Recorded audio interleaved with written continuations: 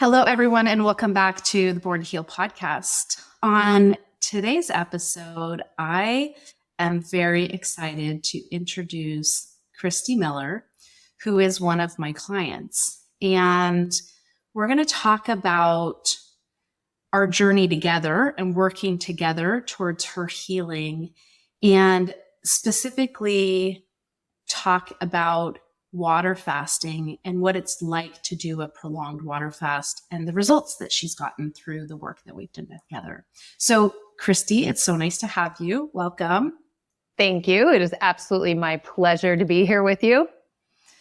So tell the audience a little bit about, you and I met in November of 2023, and give us a brief summary of what led up to you seeing me at that time, what you were dealing with that you came to work with me, and kind of a brief summary of what had happened before that November date. Of course.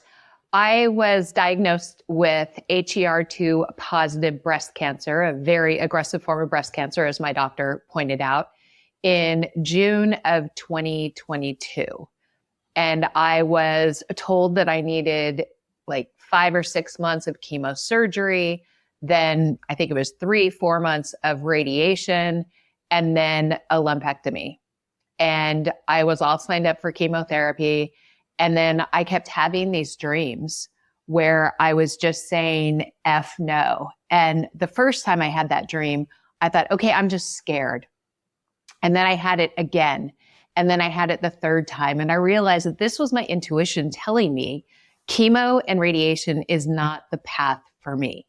And so I chose to do it my own way, even though the doctors told me that I would be dead in a year if I didn't do their chemotherapy and their radiation. So I went forward. I found the best breast cancer surgeons, the oncologist and oncology surgeon and the plastic surgeon. I went with them and I basically changed everything in my life. I took 100% responsibility. And everything went really well. I was feeling great, all of that. And then in October of 2023, even though we had evicted the breast guest, somehow cancer picked the lock and I had a brain guest, which was a 2-centimeter tumor in my brain. And that's when I found you. And thank goodness. Perfect. So I love that. And let me just, so that we can get the dates all right of that. So it was June of 2022 that you were diagnosed. Is that right? Is that what you said? Yeah. And then they had recommended, it sounds like, neoadjuvant chemotherapy, and then surgery, and then radiation after the surgery. You elected to do surgery alone. Do you want to explain what type of surgery? Did you have mastectomy? Did you have lumpectomy? Sure. I went to 4 or 5 different surgeons before I found my team, and they were all giving me different protocols and different surgery options. But it never sounded like an option. Like each doctor had their own way, and it was this way or the highway. So one doctor told me I needed a radical mastectomy. Another one said that I could do a lumpectomy, but she was going to take the nipple. And I'm like, I don't care. I'm here to save my life. I don't care about the nipple. And then finally, and I never felt connected to any of these surgeons. And then when I found my 2 surgeons at the Bedford Breast Center, I walked in and I knew I was home. And they were saying that we can do a lumpectomy. We're going to have to do a reduction on the other breast because of the size of the mass, and then we can also do a lift so that they match. Okay. And I'm like, okay, cool, let's do it. So it was a pretty extensive surgery. But you had a lumpectomy, basically an oncoplastic lumpectomy, and radiation would have been recommended as part of that treatment. And what you just described was that basically from July or June of 2022 until November of 2023, it has not come back in the breast or the lymph nodes, it has not come back elsewhere in the body, but you developed one area in the brain that we're calling the brain guest. Is that correct? Just so that everyone's following. Yeah, it was actually in one lymph node out of the 7 that they took during the breast guest eviction. Right. So you had a tumor in the breast, one lymph node, surgery and sentinel lymph node or lumpectomy and sentinel lymph node biopsy only, no radiation, no chemotherapy. And now in October, the area in the brain shows up. And so this is when you and I found each other. And tell me, you said that you had changed your life completely. So you said you took responsibility, even though you were clear, the dreams were clearly telling you that you were not going to do chemotherapy, and you decided to do this path. And in doing that, you were going to completely change your life to reduce your risk in every way that you could, other than doing these treatments. So tell us some of the things that you had done in this process leading up to the time when we met. Yeah. So the first thing, like you said, was I took 100% responsibility. And when I was diagnosed, it's scary. I mean, I'm never going to say that this is not scary or that it's been easy, but it was so scary. And so I had 2 days of just absolute mess. I was at the dark side. And then I think it was like late on day 2 or early on day 3, I was walking on the beach, really connecting to nature and doing my spiritual practices. And I just got this feeling that cancer is a gift. And that completely changed my mindset. And so in that moment, I made a decision to win. And I chose to believe that cancer was going to be part of my story and not the end of it. And by taking 100% responsibility, that wasn't blame or shame. It was, okay, if I am responsible for the breast guest coming in, then I also have the power to escort her out. And it was, I'm just going to do it my way. And I changed literally everything in my life. I cut the amount of hours that I work down by probably in the beginning about 90%, cut my hours. I was willing to take what ended up being a 50% reduction in my business revenue. So many sacrifices completely changed the way I was eating. We're coming up on my 777th day of no alcohol, no sugar, and no fried foods. And let me tell you, those were 3 of my 4 food groups before I got diagnosed with the breast guest. So it was really just being responsible, being selective of who was allowed on my team, never giving up the leadership of my team. I am the captain. People need to basically try out and earn a spot on my team, which you did really quickly. It was one meeting with you and I knew, oh, Dr. Katie, yes, we got this. I love it. Okay. And so tell me, when the brain guest arrived in October, what was that like for you? And what did you do then? Like what was your experience of having this new guest? And then what were the first things that you did?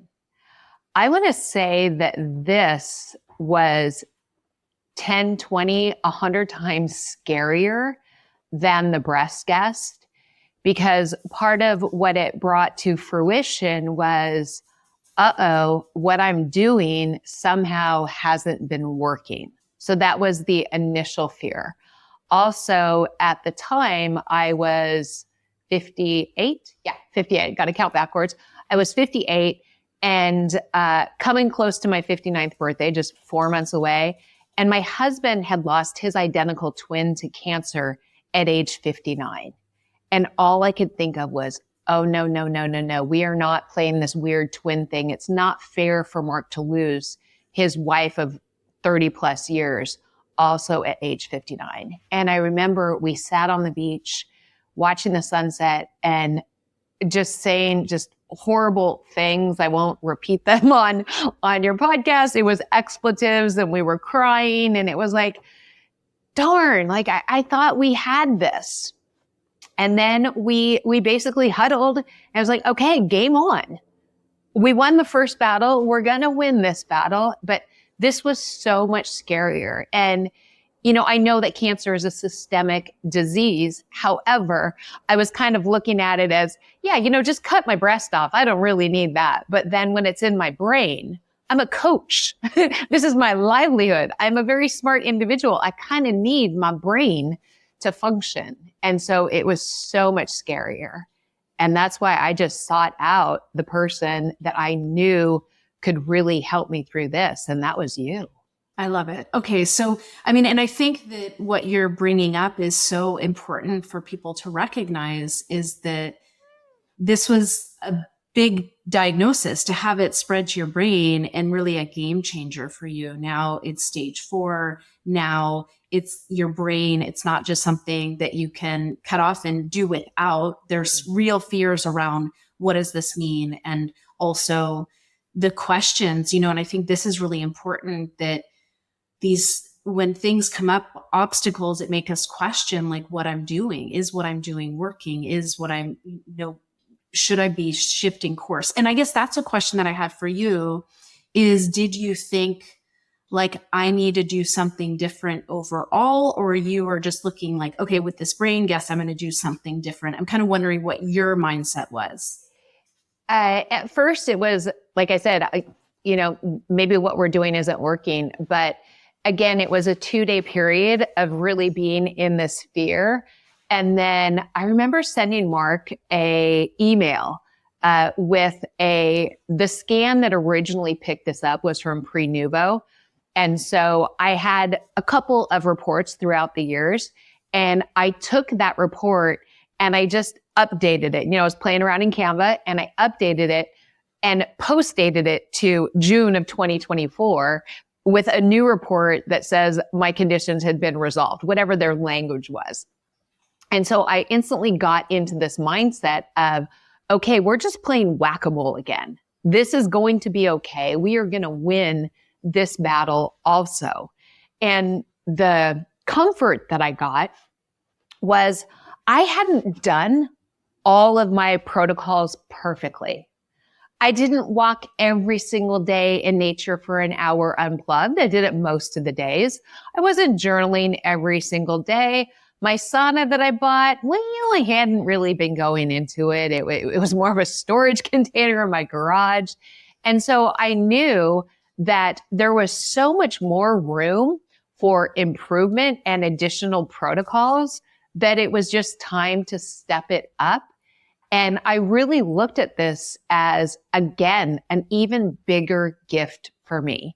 And it was, okay, why is this happening for me? What is the lesson here?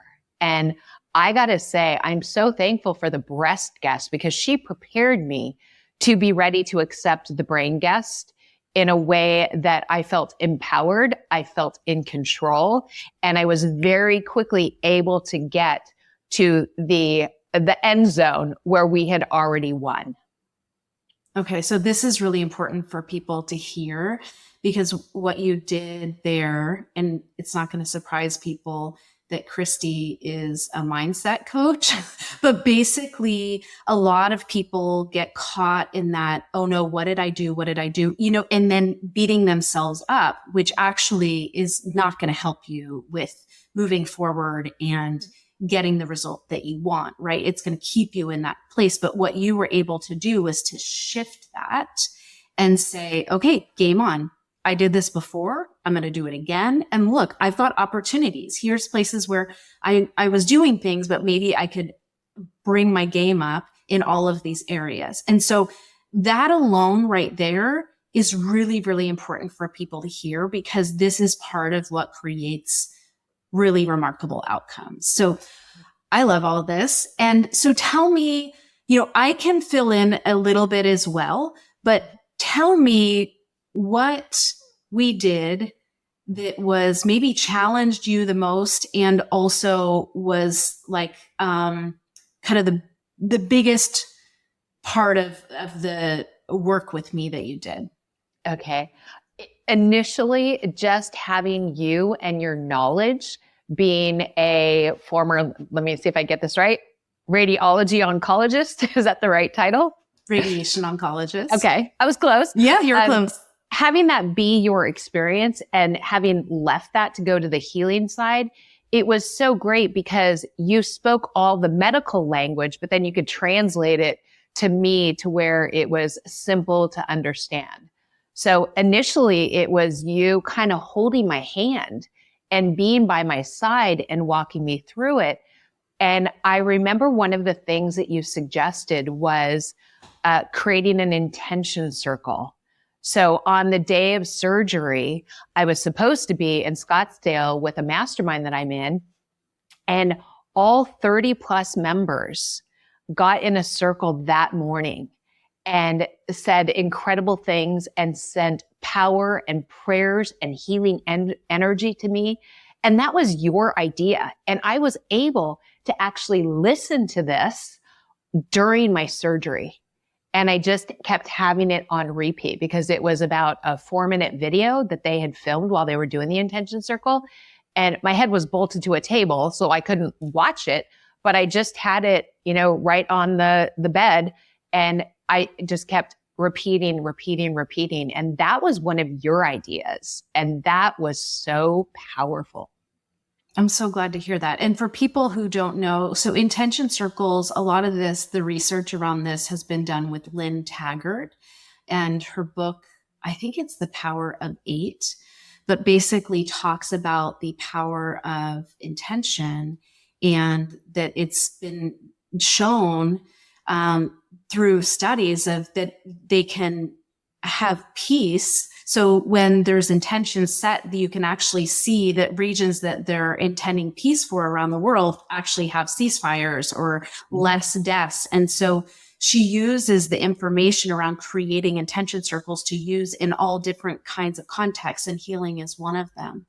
So you were, when you say that you were going in for surgery. So let's explain to the audience that basically, is it okay if I summarize here? Absolutely. Okay. So Christie had been diagnosed with the brain guest, which I might have called it a brain metastasis, but we don't use the language with Christie, but just so that you guys know what we're talking about. And basically it was a solitary brain metastasis in the brain. And she ended up seeing a neurosurgeon who recommended gamma knife radiosurgery.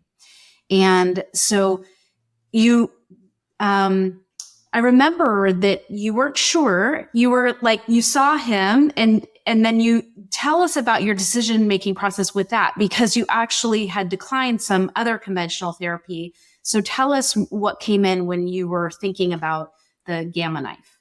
Sure. As soon as I got the information from Prenuvo that there was a brain tumor that was suspected to be cancer, but I had to go another step, I instantly started researching neurosurgeons.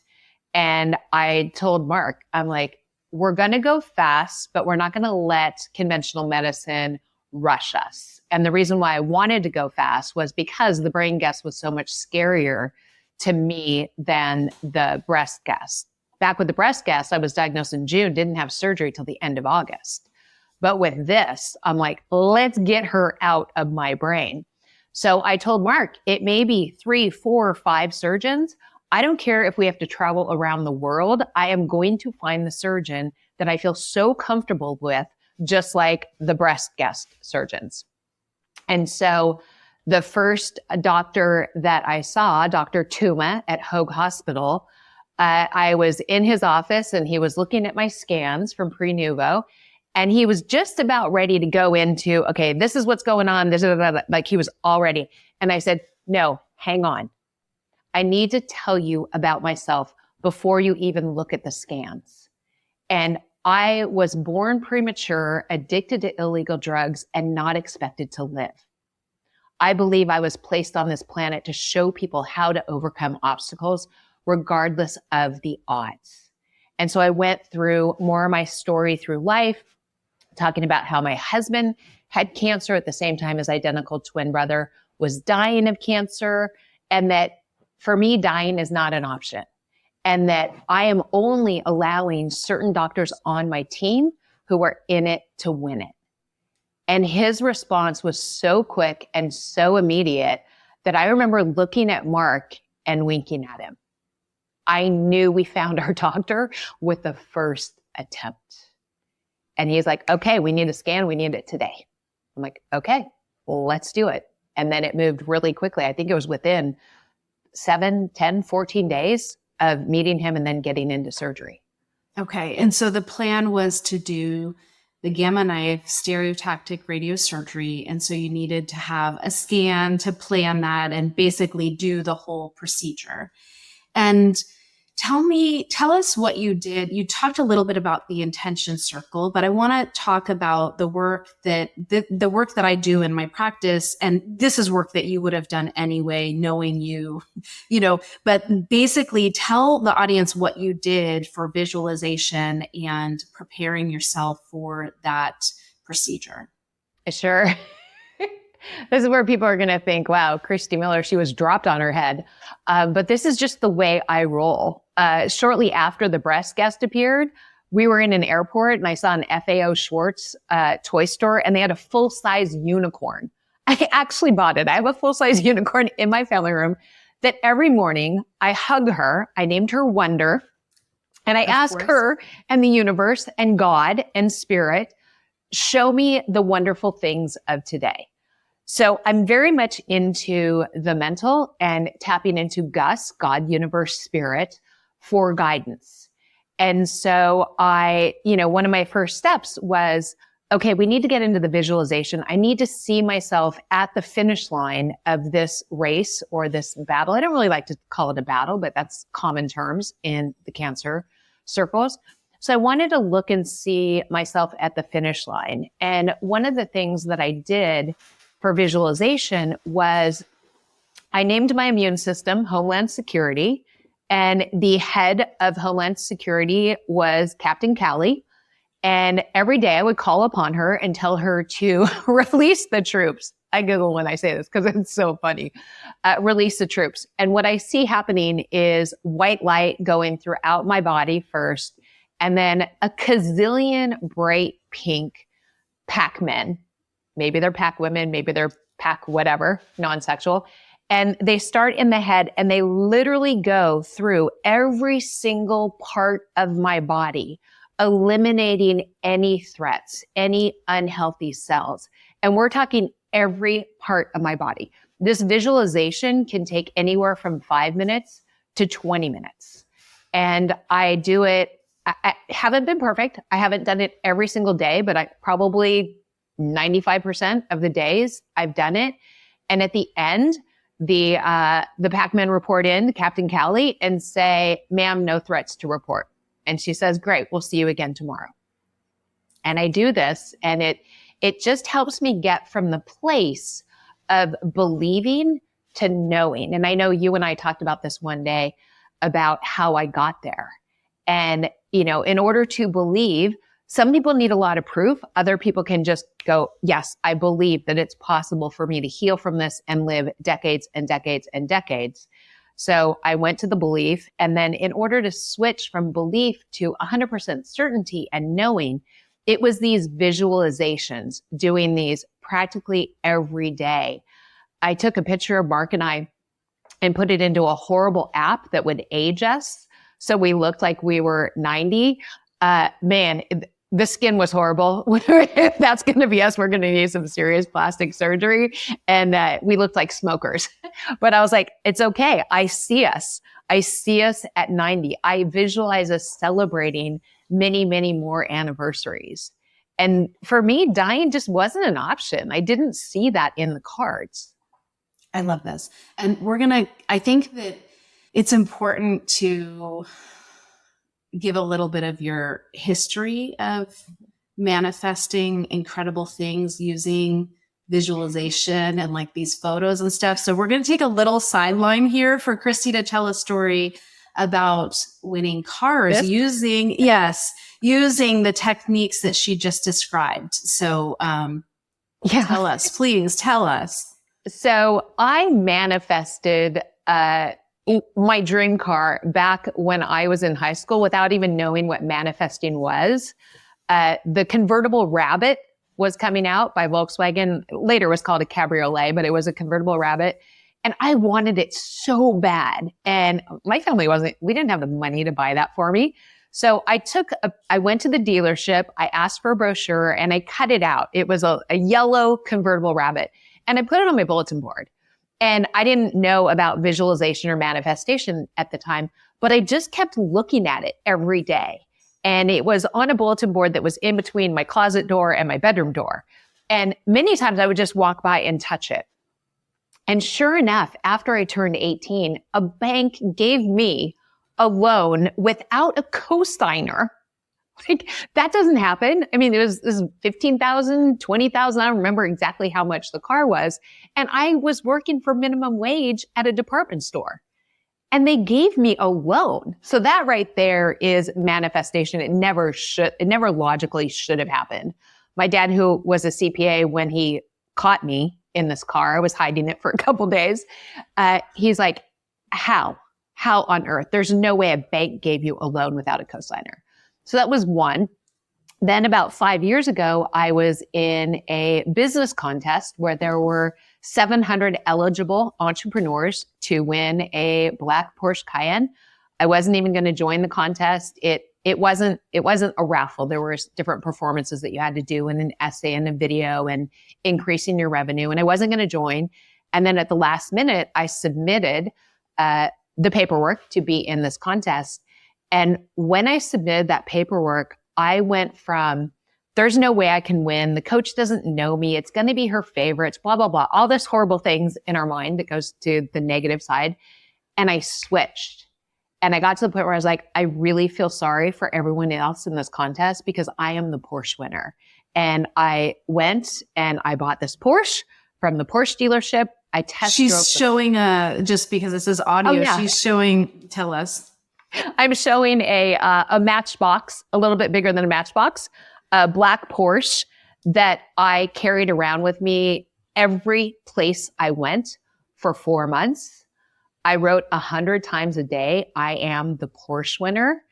And then in the ultimate act of belief, the day before they were announcing the Porsche winner, I sold my Mercedes SUV.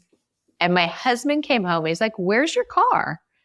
And I said, "I sold it." And he looked at me. And by this point, we've been married 30 years. He looked at me and he said, "What?" Like, well, I had to tell the universe that I had room for the Porsche that I'm going to win tomorrow. He shakes his head and he says, "You could have parked it on the street." And I was just so certain. I was so in this knowing. And sure enough, the next day, I won the Porsche. That is an incredible story. And just such a powerful example of the power of our mind and of doing these kinds of exercises. So please tell us, because I cannot believe, I didn't even know about the Volkswagen convertible, but she hasn't just won one, she's won 2 more cars this way. So this is not just a fluke that happened. So you don't have to tell the whole stories of those, but just tell us, what are the other 2 cars that you won? Yeah, I won my first car on a game show in college.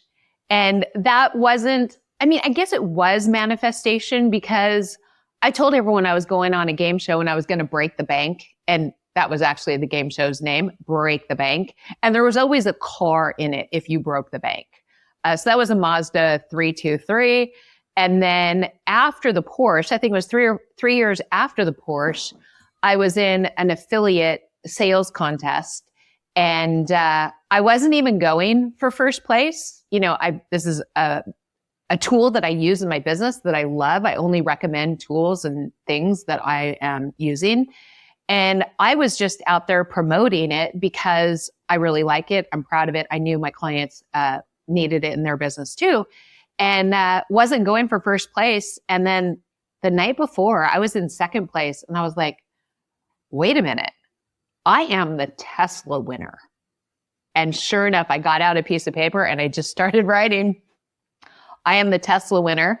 My neighbor across the street has a Tesla. I ran out there and took a picture of me in front of the Tesla. This was like at 11:30 at night. Horrible picture.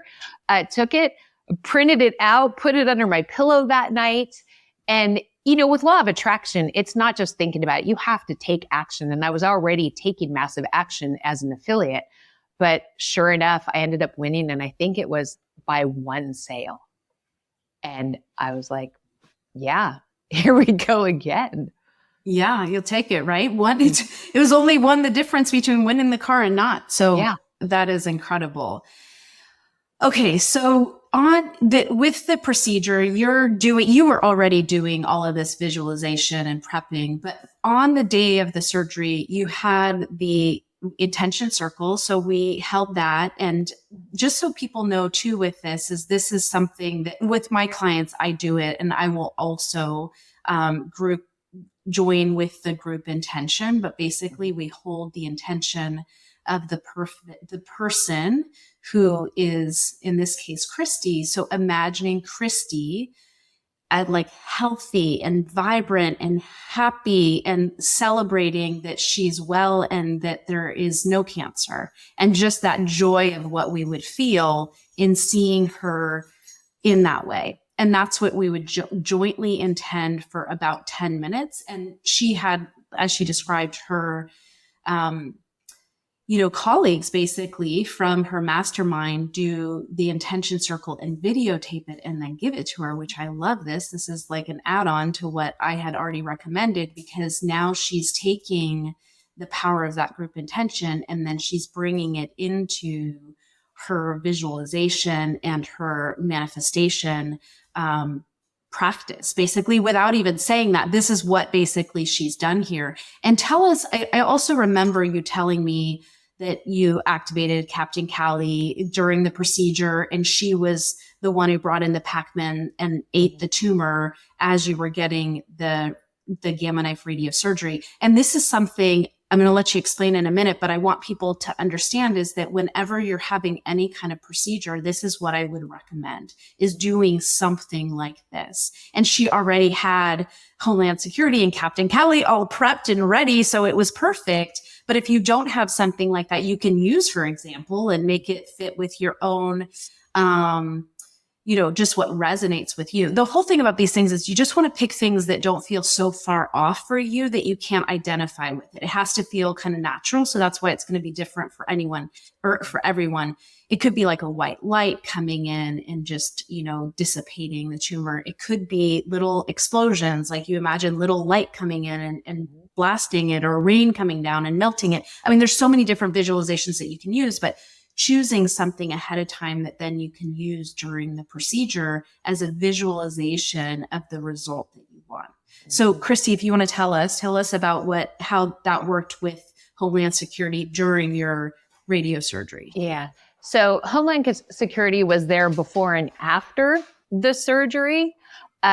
During the surgery, I had crystals in my hand that my dear friend Keith had given to me that he had used in his own healing. And when I got diagnosed with the breast cancer, he mailed them to me.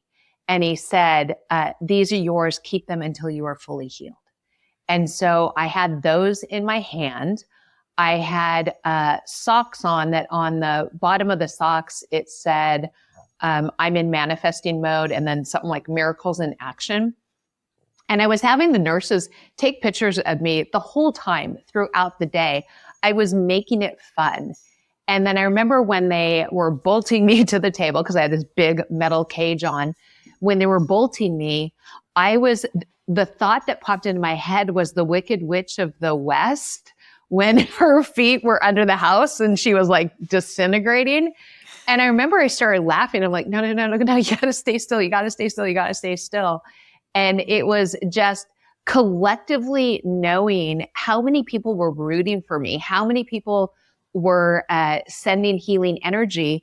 And during the surgery, I was in such a place of gratitude, and I was practicing gratitude. It's something that Jack Canfield taught me many years ago when I got certified. I call it a rampage of gratitude. And like, I'm looking at the ceiling and I'm like, I'm so thankful for the person that put the ceiling drywall on, and for the person that painted it, and for the person that created this machine. And I kept visualizing my future scan of being completely clear. And here's what's so interesting is I had done this visualization so many times that I didn't know that this was an atypical response. I remember when Dr. Duma said that this is not normal, and then you went even further to explain it to me. I was like, oh, well, it's normal in my mind because this is what I kept seeing. And then I remembered him telling me that the purpose of gamma knife surgery is to slow the growth and shrink the tumor. And correct me if I'm wrong, but it wasn't to completely eradicate the tumor. Is that correct? Correct. Yeah. So I was using gratitude crystals, magic socks. You know, the way I look at it is beliefs are made up. So why not make up some really good ones that make you feel good? And I had the most enjoyable day having brain surgery, which sounds so outlandish, but it's absolutely true. And I just think it's the coolest story about, you know, what happened. And everything was great until you told me to do something. And then I got the punch to the gut. Yeah, so we'll get to that in just a second, but I want to say that I saw videos of this day, and she was skipping into the radiology department, and it was so funny. She sent me so many funny videos and, you know, telling me, oh, the nurses love me. I'm like, well, I'm sure they do because you are a complete like show today. She was just like, but this is you. And this is why I love working with you, is because you really embrace, like, if we're going to, like you said, if beliefs are made up, like, why not make up the most powerful beliefs possible? Like, why would you not do that? Right. But most of us are afraid because then we've got these like that, you know, negative mind in there that's throwing up these things like, well, why would you be the one to be able to do this? Or who are you to say that you're going to be so successful? Or you don't know better than the doctors, or I don't know, whatever it is in your head, right? But all of these things come up. Most people can't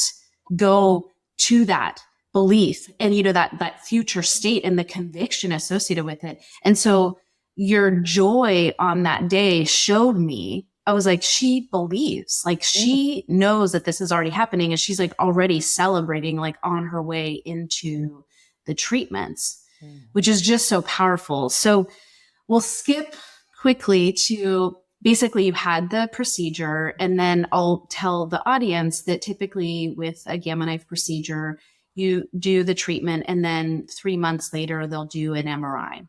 And what the expected result would be was that oftentimes at the like early 3 to 6 months after radio surgery, the tumor actually looks a little bit bigger on the scan, but it's starting to be less enhancing with contrast. And then by like a year, it would still be there, but smaller. And then like I show a example of the Mayo Clinic radiosurgery, and they showed like a scan even 7 years later, still shows something there, but it's much, much smaller and not enhancing with contrast. So anyway, she had the radiosurgery in November, and then I think she did a lot of things like back to back, if I can remember. Like she had the radio surgery and then took like a 6-hour road trip to go to the mastermind and was there, and then traveled to Sedona and basically was going after this procedure.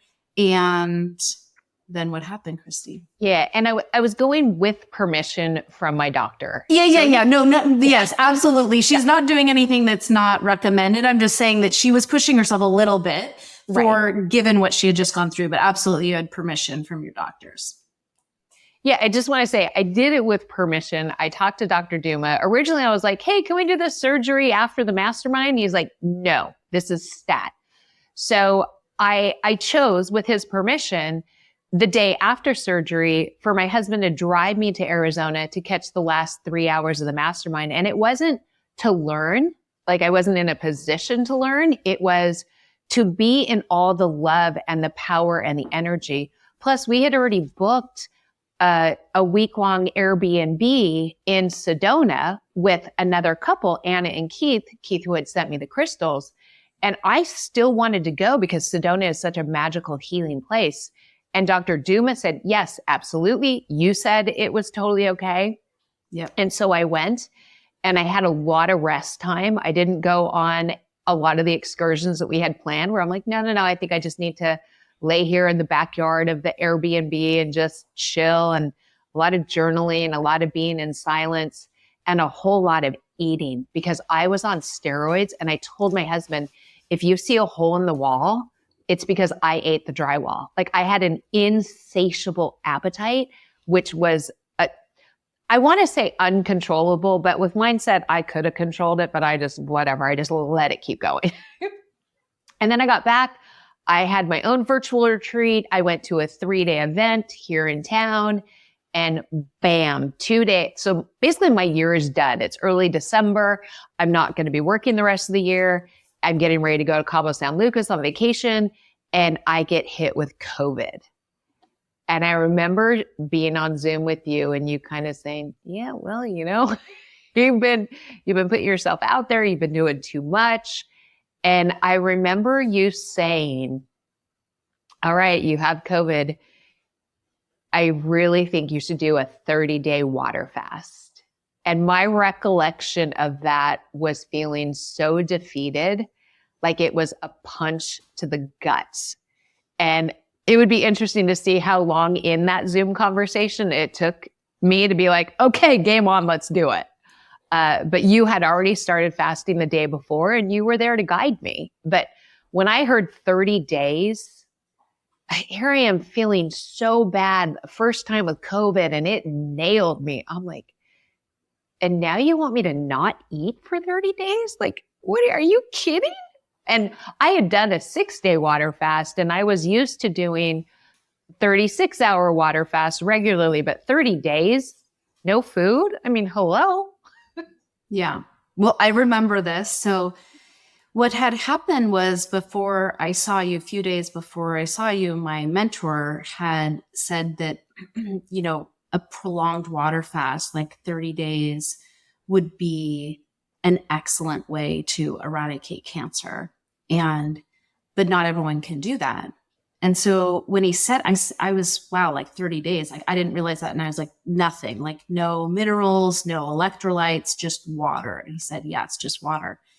And so the next day I was just like, well, if I'm going to ever recommend that to anyone, I've got to like see how long I can go. Like I wasn't planning to go 30 days, but I was like, I'm going to go see how long I can go.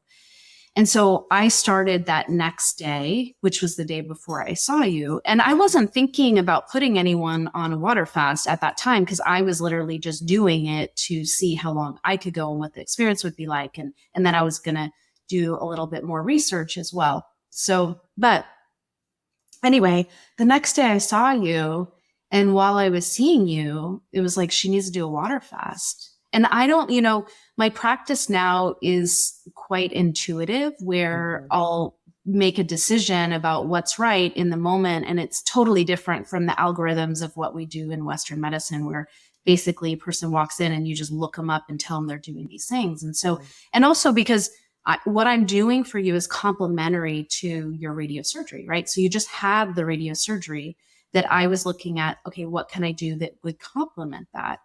And so I just intuitively was like, I think we should do a water fast. And then I was like, well, if anyone can do it, Christie can do it. She's like, I don't know. I didn't know of any other clients that I had who could do that, frankly. And so I remember your face when I said it because I wasn't really, I didn't know what your response would be, but I remember you were like deflated. You were really like, as if I had said you had done something wrong, which I wasn't at all. I was just like, if anyone can do this, you can do it. But the way I think it came out, because you had said, well, I have COVID. And I said, well, actually, it's good to fast when you're sick. So like, let's start, you could start now basically with the whole issue, with being sick from the COVID. So anyway, this kind of just started this way. And, so then we were doing it together and both, and I was researching and learning and Christie was researching and learning while we were doing it. Of course I had the supervision of my mentor, but, it was new for me from a medical standpoint. So I wanted to make sure I was learning as much as I could as well while we were being guided through this process. And also I was experiencing it myself, which I'm going to recommend that nobody fast while you're working. So I was fasting for 6 days while I was working, which is a terrible idea. So you need to completely rest and do nothing if you're doing a water fast. So Christie, why don't you tell us what your experience was like doing a prolonged water fast? And also we talked about 30 days, but then, basically I said, the full length would be 30 days, but I said, I know there's benefits to even getting to 10 days. So if we could do somewhere in there between 10 and 30 days, that would be amazing. But she had this trip to Cabo that was you couldn't have done the fast if you went on the original trip, right? The original trip was already canceled because I already had COVID. So I'd already canceled it. I do want to point out that I never felt like you said I did something wrong, but I did feel deflated when you said 30-day water fast. Like that just hit me so hard. So what I always do is I look at baby steps and I set interim goals. And I knew that I had done a 6-day fast and I did it unsupervised. My other doctor had told me about one of her clients that did a 30-day water fast and he came back and his bladder cancer was gone. And I was like, okay, that's cool. But she didn't give me any information. Like she just told me that and said, hey, go fast. This was earlier on, like months before that. And so I made it to day 6 and then I was so dizzy and I just quit. I'm like, I don't think this can be safe, doing it completely unsupervised. So when you said 30 days, I'm like, okay, first let me be defeated for a little bit. I'm pretty sure I was crying. I think there were tears going down my face. And it's like, all right, Miller, what do you do? It's game on. Let's do this. And my first initial goal was make it to 7 days because that's longer than I had gone before. Then it was 10 days. And by 10 days, you were still right there by my side coaching me. Again, not as a doctor, but as a coach, giving me moral support. I was taking 100% responsibility that this was not medical advice. And you were there. You were my cheerleader. You were my co-knowledge base. And you were constantly checking on me. And I just felt so supported that I got to 7 days. And I remember telling you, okay, I'm going for 10. And at one point you told me I could quit after 10. I'm like, I'll see how I feel on day 10. Day 10 came. I felt good. So I said, I'm going to go for 14 and I will reconsider on day 14. Got to 14, still feeling good. And then this is when I approached you and they said, I would like to break the fast on day 18 because number one, 17 is my angel spirit number that shows up a lot in my life telling me that I'm on the right path. So I want to go 17 full days. And I want to break the fast on the 18th day because that will give me a week to refeed before I go to 555 restaurant on my 555th day of no alcohol, no sugar, and no fried foods. And I loved the coherence of that. I wanted to celebrate at 555 on my 555th day. And you were all for it. And you're like, yeah, you already got the benefits. And so it was like, I just went 17 days with no food. Yeah. So you heard that right. Christie went 17 days with just water fasting. So I think one thing would be helpful, Christie, to talk about is what did you experience physically and kind of mentally within the first couple days? And then what did you experience like about the week mark? And, kind of give us some landmarks in there. And I know that just from your journey, it was like, the first 7 days were kind of like in a zone and then it seemed like to 10. And then there was like, and maybe some of it was like this mental piece of you had gotten to 7 before and that I had said that 10 was okay. Cause I feel like those memorable, milestones in my mind, but why don't you tell us what it was like for you? Yeah. I really wish I had journaled all of this because some of it is just kind of faded in my memory. But there were definitely days that, okay, I'm hungry, but it's no big deal. I'm fine as long as I'm getting enough water. I'm not going to die of hunger. People have gone, 40, 50, 60, hundreds of days without food. So I'm going to be fine as long as I have good water, which I was drinking. And I remember sometime around day 5 or day 6, really weak. All the mind tricks were playing on me. You're not going to make it. You had to quit at day 6 last time. Blah, blah, blah, blah, blah. All those gremlins in my head. And so I remember laying on the couch and having to quiet the negativity and be like, this is so different. I have Dr. Katie by my side. I did it alone last time. I had no idea what I was doing. So it was like day 5 or day 6 were really rough. And then day 7, I was feeling better. Of course, I'm tired. Walking up the stairs felt like I was running a marathon. And I don't remember if it was day 10 or 11. There was a period where I all of a sudden had such incredible mental clarity and energy. And it felt so good. And that was when I was telling you, oh, I can keep going. I can keep going. We'll see what day 14 is like. But if I feel this good, I remember telling you, I can go a full 30 days if this continues. And so it was kind of a roller coaster of some days I felt really great. Other days I had so little energy. And what I was doing, which is so odd, is I was scrolling Instagram reels like 2, 3, 4 hours a day for healthy whole food recipes. I saved over 200 recipes. And I don't know, that was satisfying my desire to eat. And I was planning how I was going to break the fast. That is really funny, actually, that I remember that you came out with like so many new recipes. Every meal was like a new recipe. So that, I think it's helpful to hear for people, and kind of like people just think it's going to be hard, but it's like once you get past these certain points, you start to feel different. And I can just explain from my fast that it took me into my 4th day before I stopped feeling hungry. Most people, it's usually the 3rd day, but they say also if you're more muscular, it can take longer because your body knows it can pull from the muscle. It can break down muscle. And so it can make you feel bad for longer. But basically for the first 4 days, it was hard. And I was just like brain fog and I was tired and I was like, oh my God. And then I broke through and I felt not hungry. I just like literally was like, food was not what I needed. Like I really, it's a weird feeling to experience, but you just lose hunger. And basically that happened for me on about day 5. And then what happened though is I just couldn't think because I wasn't getting enough nutrients to my brain. And so ultimately I was like, this is silly.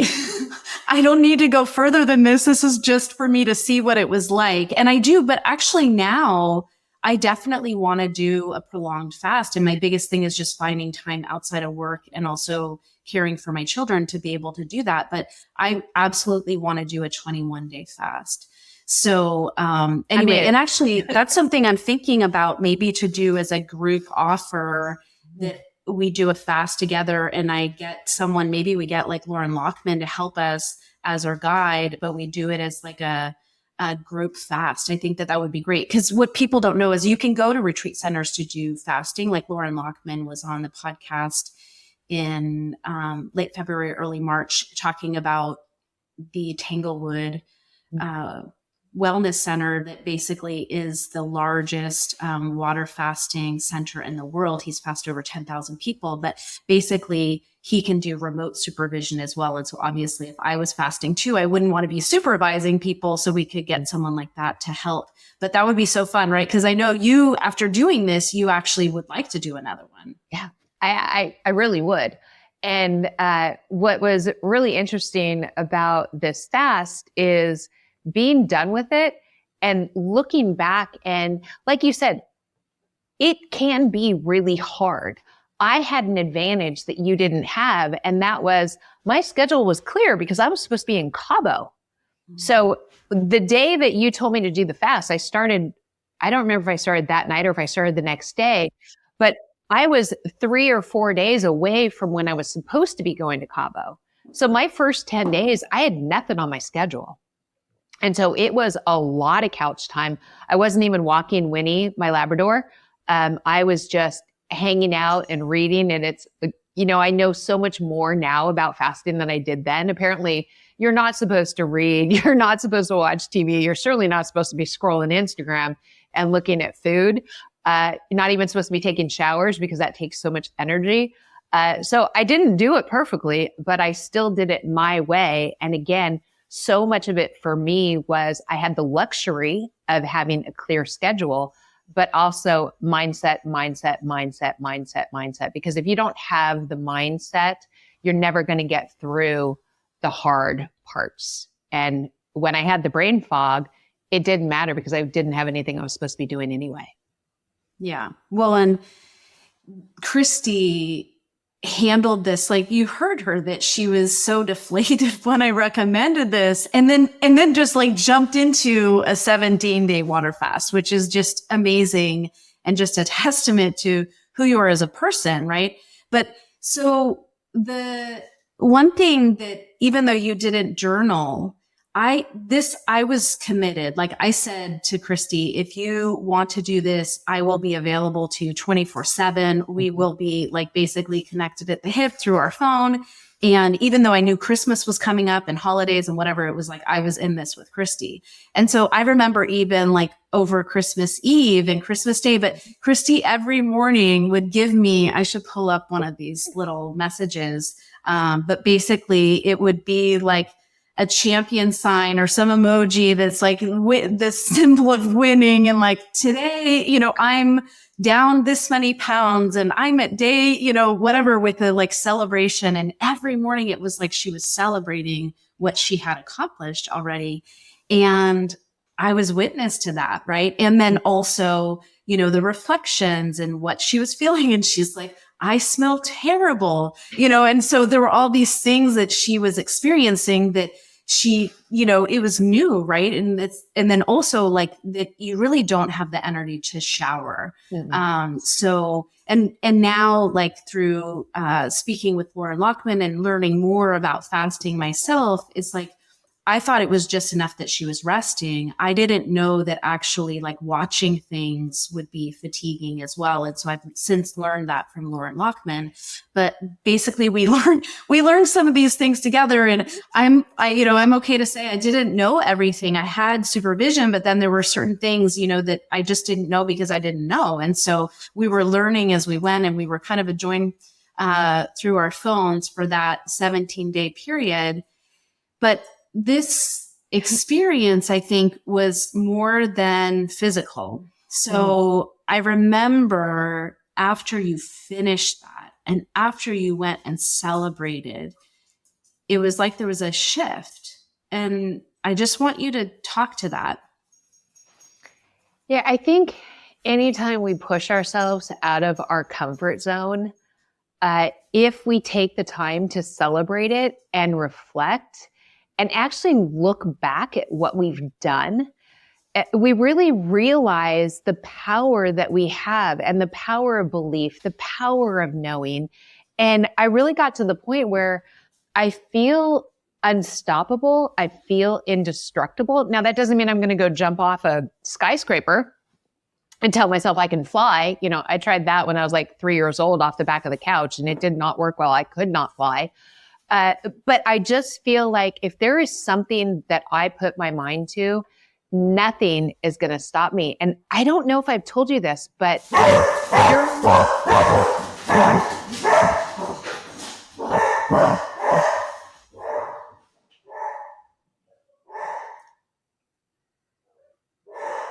Hang on one sec.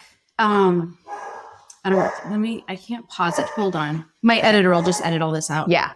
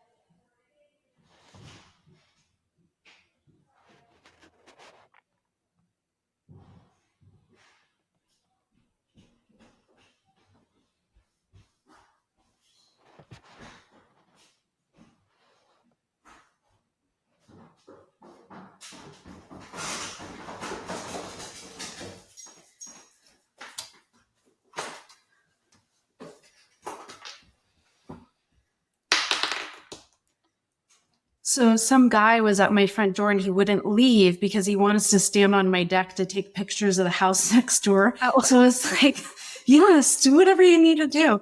Okay. So, I was starting with, I don't know if I told you this. yes. Okay. Perfect. Okay. So I don't know if I told you this, but during the fast, there was one day where I was reading. So I would read about a chapter and then take a nap and read another chapter. And I remember Mark was on the couch next to me and I picked up my book and I didn't put my reading glasses on. And the book was crystal clear. And I was like, Mark, I can read perfectly right now without my glasses. I had heard things like that can change with a fast. Unfortunately, that wasn't permanent. Like, within a couple of hours, I needed my reading glasses again. But I just went to the eye doctor a couple weeks ago, and I no longer need a correction for distance. Now, the correction wasn't that big anyway, but my distance is 20/20, perfect vision without any correction. And he was explaining that changes in glucose can actually do that and have a permanent effect. Wow. You had not told me that. That is incredible. Yeah. That's really incredible. Okay. So tell me though about the shift, like just in terms of the feeling that you had was, I can do anything. And that it seemed to me, so I'm going to describe my experience from the outside and then you can explain what it was like for you. But the way that I saw it was that it was like this initial idea of the fast was like, oh my God, are you kidding? Right? Like, are you kidding?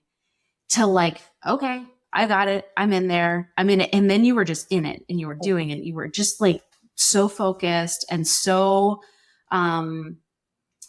I don't want to say it's just like positive. It's not that. You have such a conviction about what you're doing and the power of what you're doing, and you don't gloss over anything. You're very intentional. I think the word that I want to use is intentional. So you have this like intention about you. And so you were in there and you were doing all the things. And then when you finished, of course, there was that like, that sigh of relief and that like celebration. But then like, honestly, it was almost like someone just like broke you open and like came out like smashing their fist, like, hey, I'm here. Like this is it. Like I am here to show the world who I am. And it was like, whoa, what just happened? Yeah. Yeah. That's how I recall it.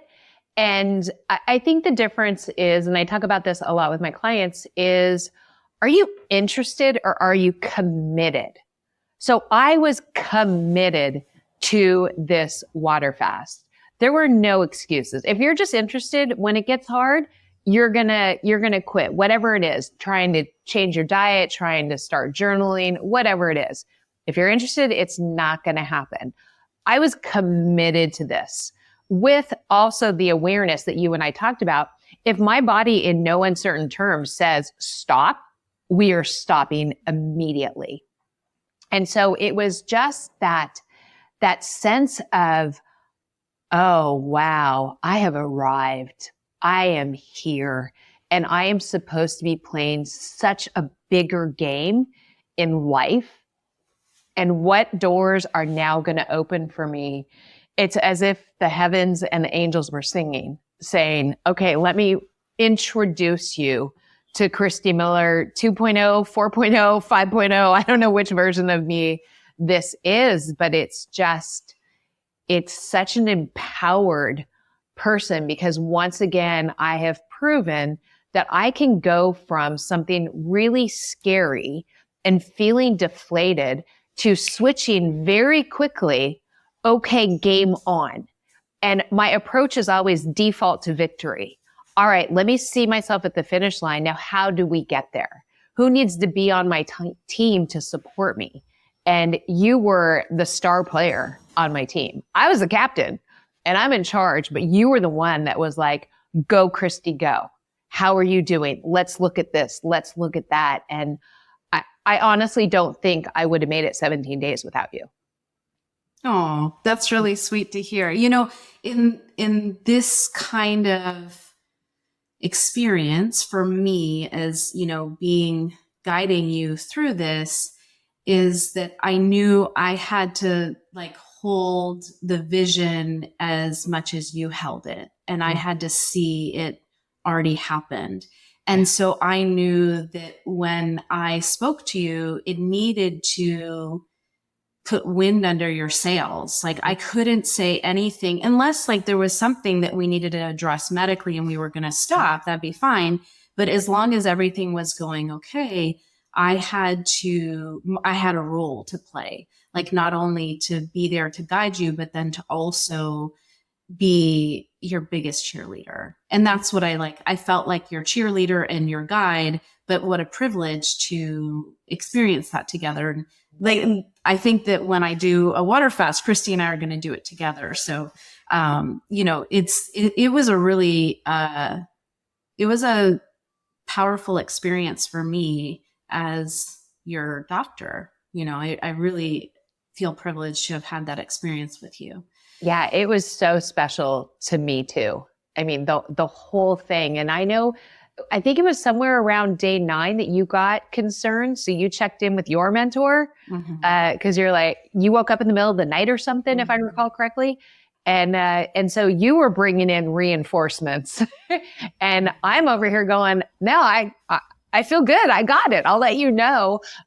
Because I had broken a fast earlier when I was going for 7 days and at day 6, I'm like, I can't, I'm done. But it was so reassuring. And I think this is something that all the listeners should take away, that support is key. Life is a team sport. We are not meant to do this individually. And I know some people may be sitting here thinking, oh, well, yeah, it was easy for Christy because she cleared her schedule and she has this and she has that. The thing is, every single person can clear their schedule. It may be harder for you to clear your schedule. If I hadn't already had a vacation planned, it would have been harder for me. But if something is important enough and we are fully committed, we will leap over every obstacle that is in our way, every single hurdle, and we will make it happen. We all have that power. It's about tapping into our innate power, believing in ourselves and believing in our abilities. And when you have that belief and you do the visualizations and the affirmations and you grab proof, you will get to the point where you have such a sense of knowing, I know this is part of my story and cancer is not the end of it. Absolutely. So we should get to your results. So we did that in December together. And then in January, you went to Cabo, had your vacation. And then at the end of February, she had her post-treatment scan. And actually, it was a little bit later, so it would have been at 3 months. But this, I think, was at 4 months. Is that right? Because it was December, January, February. Yeah, so it was like 3.5 months, basically. And she got the scan and she said, well, why don't you tell us what the doctor said? And you'll just tell them like you told me. And then, but I didn't see the scans at this time when she first got the results. Yeah, it was, I was supposed to meet on Zoom with the doctor, and that was only because I had just driven down to Newport Beach, 30 minutes away the day before for the scan. And then I was supposed to go back to his office on Friday. And I was like, you know what, can we just do this on Zoom? Because in my mind, I already knew what the results were going to be. I had seen it. I had visualized it. I had felt it. I knew what the results were going to be. Again, not knowing they were atypical. And so my husband was here. We were all dialed into Zoom, and the doctor's Zoom didn't work, which was unfortunate. So we did this session on the phone. I had it on speakerphone so my husband could hear me. And so I was taking notes really quickly. And basically the gist of it was, this was a complete win. There are no remnants. There is nothing there. And that this isn't normal or this is atypical. I would have to pull my notes out to see his exact language. But I remember taking a picture of my notes and sending it to you and saying like, we did this or we won or, team win or something like that. Yeah. And so I thought, well, amazing. She's had a good response on her MRI and maybe the tumor, even if it looks bigger, there's decreased contrast enhancement, whatever. I'm thinking it's a typical radiosurgery result. And so, but I said to Christie, I said, I really want to see those scans. So it'd be really helpful if you could get me them. And so she basically took about a month. I'm not sure, there were some logistical issues and whatever. And so at the end of February, it was actually it was the end of March that I got. So the scan was at the end of February, but I didn't even get it until like the first week of April. And basically I open up this scan and I'm looking for the cavity or the tumor. I'm like, where was this? I'm not seeing anything. And not even like you would normally expect necrosis, which is dead tissue after radiosurgery, but I didn't see that. I was like, I don't even see where there was a tumor. And so I pulled up the scan from before the radiosurgery. So Gamma Knife is like, radiosurgery is the name of what Gamma Knife is. Gamma Knife is just one way that you can give radiosurgery. So I'm using those interchangeable. But basically, with radiosurgery, you'd expect to see the tumor, still present. And so anyway, so I found where the tumor was on the pre-treatment scan. And I was like, okay, it's like very clear. And then it took me, because I didn't have the normal software that I would have if I was working in a radiology department, to like pull these up side by side and stuff. But I was like scrolling and scheme capturing and making sure anatomically I was at the same level. And basically I'm like, there is nothing here, Christie. Like, what is going on? This is not normal. This is not a normal result. And then I looked at the report, and the report says no, basically empty cavity. 5 millimeters is the size of the cavity, like no enhancement, no necrosis, no tumor. And if you look at radiosurgery results, there's always something there, like scarring, even years later. And at 6 months after radiosurgery, according to the Mayo Clinic's like diagram or, photo, illustration of what a normal radiosurgery result would look like, their scan at 6 months. So that's even longer after ours. We've had a faster result than that. At the 6-month scan, the tumor is bigger, but just a little bit less active with contrast, but very clear. This scan had nothing in it. It's totally clean, just a cavity, and barely that. You have to really look to see that there was a cavity there, because it just looks like the folds in the brain. So I sent you a text just being like, wow, this is not normal. This is like a radical remission. And the reason why I called it a radical remission is achieving a result that you would not expect with a given treatment. And this result that she got was not what you would expect with that treatment. Is totally atypical. And so I said that to her. And tell me, what was it like when you got my response? Because I had it was the neurosurgeon, I guess, is like, so limited on the phone. And also he didn't, really go into whether this was expected or not. Yeah. Well, he had told me it wasn't normal, but even then, like, okay, whatever. Is it just not normal because he's such an incredible doctor, or, what is it? And your excitement was palpable. Seeing the words radical remission, miracle, I think you said something about being a manifesting queen or something along those lines. Also, at first I was like, well, yeah, I'm Christie Miller. And then it was about 24 to 48 hours later that I was talking to a dear friend of mine who had cured her cancer holistically. And I was on Zoom with her and I said, why me? And I'm getting emotional right now. I never said why me with the breast guest. I never said why me with the brain guest. But then this declaration of a radical remission miracle, it had me question myself. Why me? Who am I to receive this life-changing gift? Like it's still to this day, it's unfathomable. It's unexplainable. And as I was first describing it, I was saying it's heavy, but not from a heavy, negative heavy.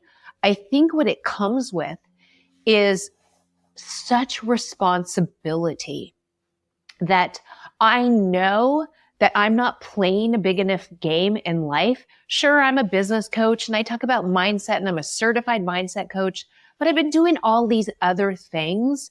And the irony is not lost on me.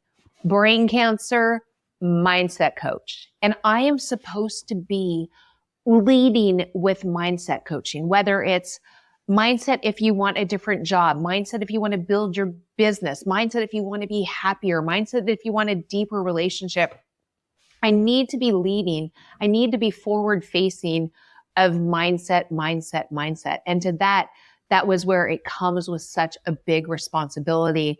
And I don't want to meet my maker at the end of my life in maybe 5 more decades and say, oh, by the way, thanks for the radical remission miracle, I didn't really use that gift. And so that's why it felt heavy, and it comes with such a sense of responsibility. And I will not waste this gift. Wow.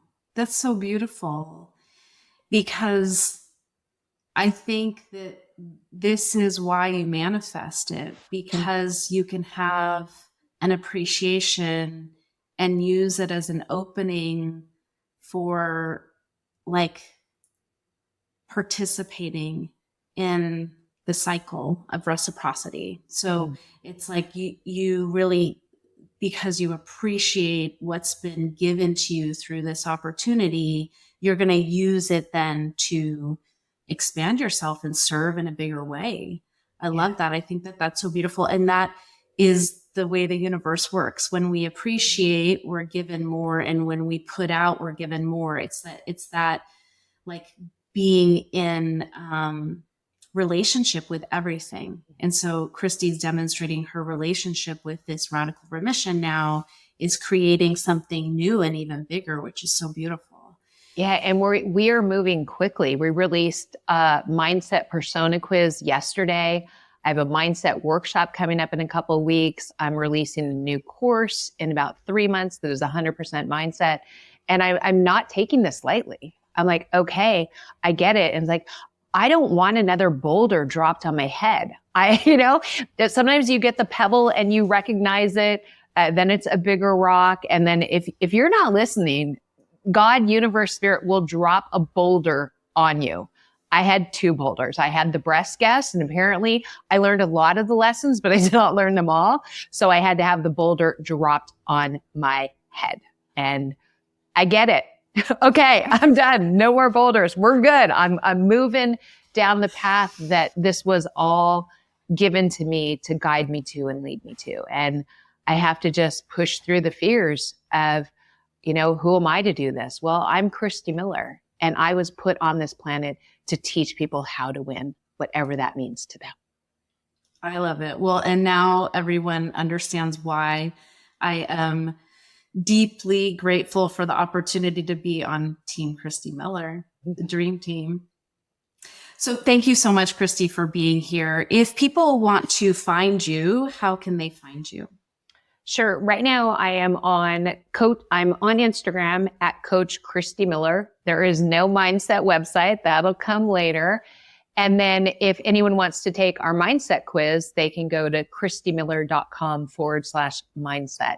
And it will identify where you are on the mindset pathway, give you a report that talks about the beliefs you may have, the pitfalls, and also deliver a very powerful exercise specific for that stop on the mindset pathway. And the thing about our mindsets is we can start at a completely fixed mindset that's like locked in a safe.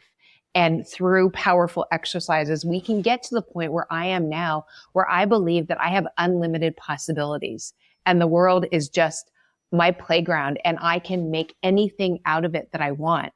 And I grew up with a very fixed and very scarcity minded mindset. And so it's possible for everyone. It's just like building a muscle. That is beautiful. And so I think that the last thing that I want to say is that, I was just going to That's perfect. Let's just stop. So that's perfect. So let me just come in now. Well, thank you so much. Thank you so much, Christie, for being here. It was truly a pleasure to have you on my podcast, and I know my audience are going to enjoy getting to know you. And thank you for being on my winning team. I couldn't have done this without you. It's my privilege. Oh, I know what I was going to say. I would like to link the photos to your MRI below in the podcast notes. Is that okay with you? Oh, 100%. Okay, 100%. awesome. So we are going to have those images so you can see what we're talking about, the result that she got. It has the pre-treatment MRI as well as the post-treatment MRI. So thank you so much I would for also sharing. like you to put a link to, I wrote a blog about the brain guest and that day, and it has all of the photos. It has the intention circle video. It really shows the progression of that day. And I think it's just so powerful. Perfect. Well, we'll include that too. Well, thank you so much, Christie. Great to talk to you. Thank you for joining me on Born to Heal. It's been a privilege to share this time with you, and I hope that today's episode has offered you valuable insights on your journey toward optimal health. Please consider subscribing, sharing this podcast with your friends, and leaving us a review. To learn more about how you can work with me, please visit katiedeming.com. You can find additional resources in the episode show notes linked below, and remember to join us next week as we continue to explore more holistic approaches to healing. Until then, this is Dr. Katie Deming reminding you that just like me, you were born to heal.